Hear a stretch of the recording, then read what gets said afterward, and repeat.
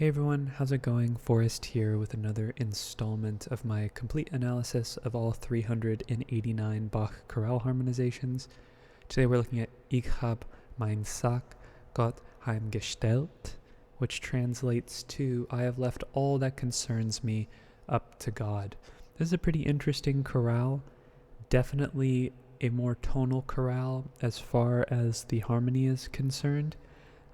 Pretty much stays in melodic minor the entire time, and we get a little interesting moment about halfway through the chorale that I'll point out when we get to it, but other than that, it's pretty smooth sailing as far as the analysis was concerned, not too much that I had to think about. There actually are two moments that I'm going to point out, one quite soon after it starts, and then one halfway through.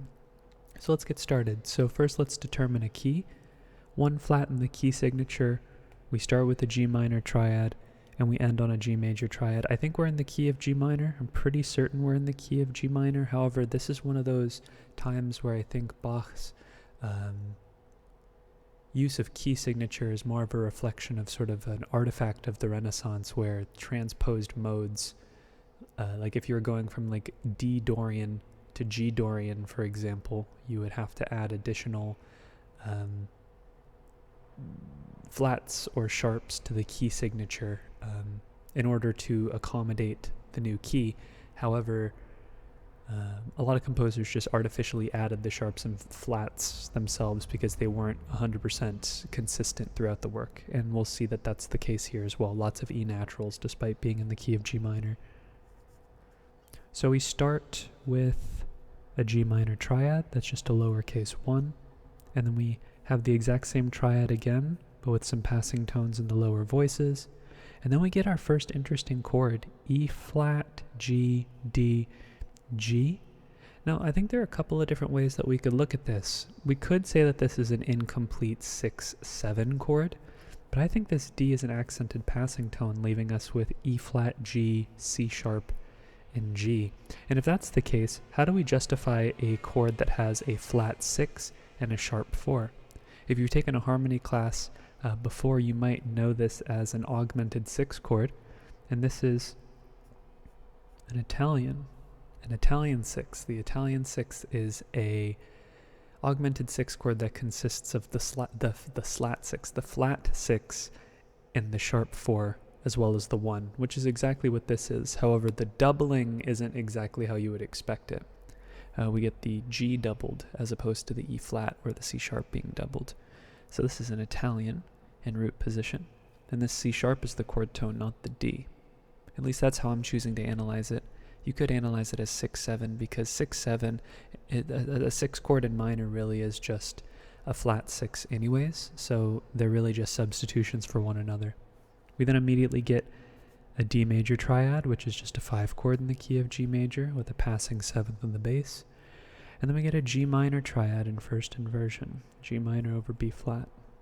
We then have chord tone in the bass, passing 7th in the alto. Then we get an A diminished triad in first inversion, that's A diminished over C or a 2-6 chord.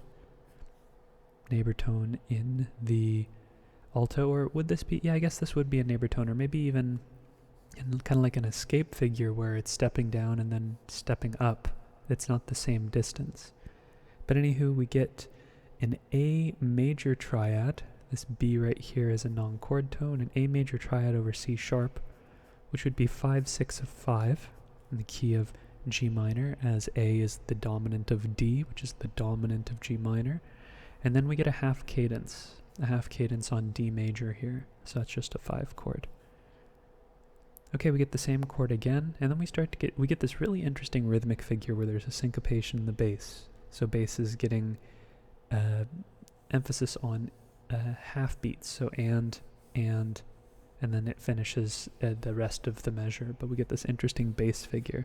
So we start with a 5-7 chord, D, A, C, F sharp. This E flat is just a suspension in the bass. And then we get the same thing because the upper voices pretty much stay the same, except for we get C in the bass here. So we have A, D, and F sharp. So we're just going to call this a 4-2 that happens right here, because the C is the 7th of the chord and it's now on the bass. And then we get G, D, G, B natural, the C being another suspension. That would be a G major triad in the key of G minor would be the dominant of 4.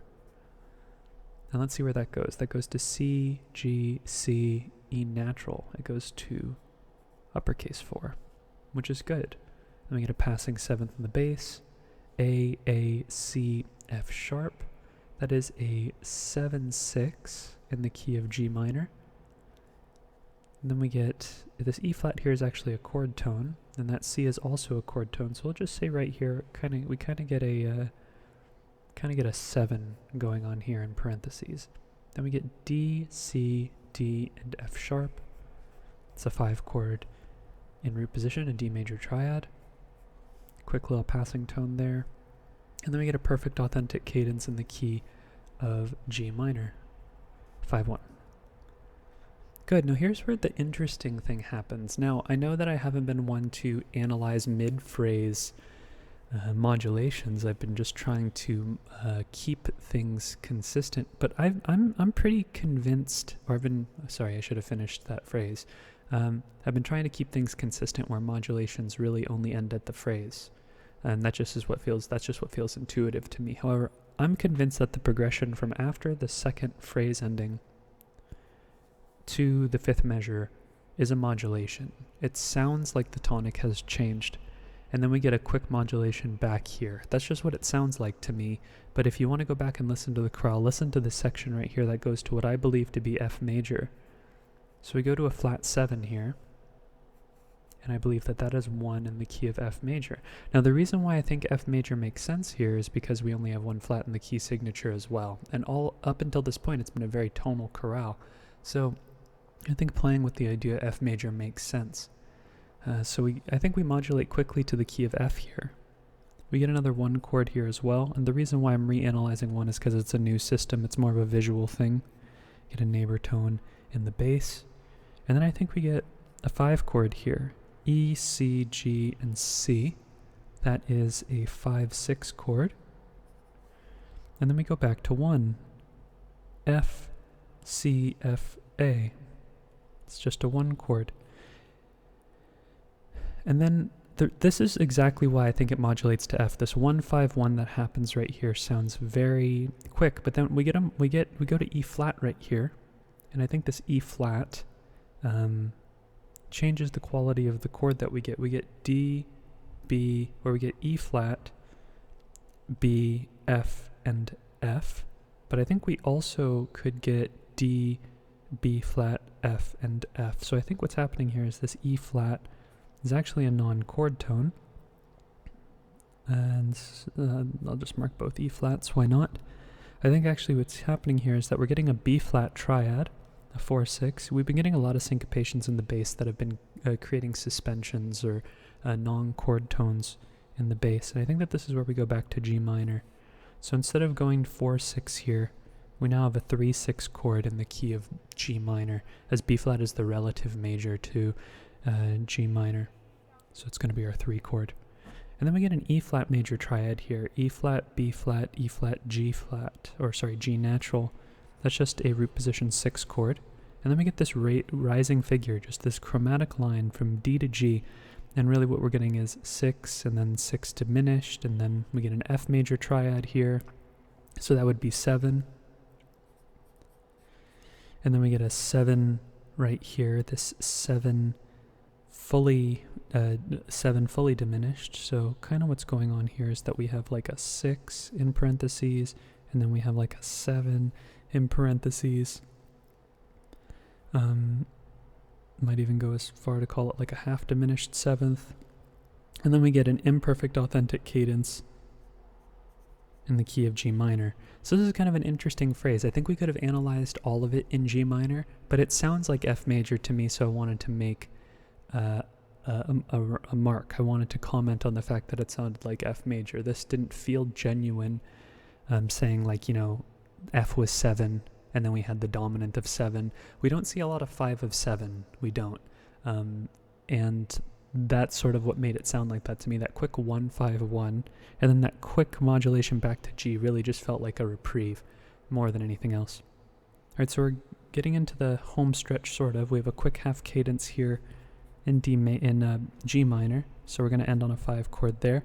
But it's pretty much smooth sailing. We're in the key of G minor for the rest of the piece.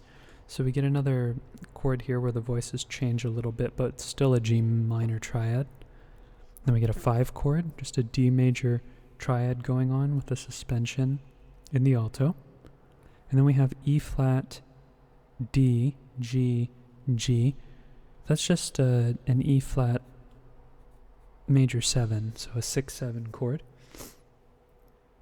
And then the C right here, notice how he goes to C here instead of C sharp. So this C's a non-chord tone. It would turn it into a 4 chord right here, but it's so fleeting that I'm not even going to bother marking it. It doesn't really seem significant enough because 5-6-5 seems like a perfectly fine half cadence, 6 and 4 being pretty much analogous to one another. And then we have another 5 chord again, another D major. Then we have G, A, C, and F sharp. That would be, or sorry, A, C, and F sharp. That is an F sharp diminished triad in first inversion. We have passing tones here. This would technically turn it into a 5-6-4, but this B flat in the bass undoes that. So I'm just going to call them passing tones because that's really all they're functioning as. And then we have C, A, E flat, and F sharp. That is, again, a 7 chord, but all that's changing is that it's turning into a 4-3 structure because it's now a 7-7 chord, but it's in second inversion, so that changes the figure bass from 6-5 to 4-3, or more specifically just 6 in general to 4-3. And then we have another rising line, but this time we're going from B flat to D as opposed to D to G. So this B flat right here is just it's the bass for a G minor triad, which is just a 1-6. Then we get a passing tone, a chromatic passing tone, right? And then we have C, and then we have E, and then E, and this G right here. These are both passing tones. So this is just an uppercase 4. We see a lot of major 4 chords in minor keys from Bach because of melodic minor or because of modality, some like lingering modality in Bach's work. And then we have D, A, D, and F sharp. That's just a D major triad, neighbor tone in the bass. And then again, we get just a leap down in the bass. The other voices pretty much stay the same. Get some rising passing tones or some ornamentation. They're basically just non-chord tones here. Just a big 5. And then we go to 1. Uppercase 1 this time because we have a B natural, which means that we have a Picardy third rather than a diatonic minor third. So this chorale is pretty straightforward. I think the shining moment was this quick modulation to F major. It sounds like F major to me, even though you could have forced the G minor perspective on it. But that being said, really, it doesn't matter so much so long as you identify the fact that there is a change in tonic there, whether you call it a tonicization or whether you call it a modulation. I think it breached into the modulation side of things, but like I said, it just matters that you're able to hear the difference between the two. The Italian 6 was also really interesting as well. You could have analyzed it as 6, you could have analyzed it as Italian 6, but either way, what matters is that there are some interesting quirks about the harmony, but it was a relatively tame chorale. That being said, I'm looking forward to tomorrow's analysis, and I hope you enjoyed the video. Take care, everyone.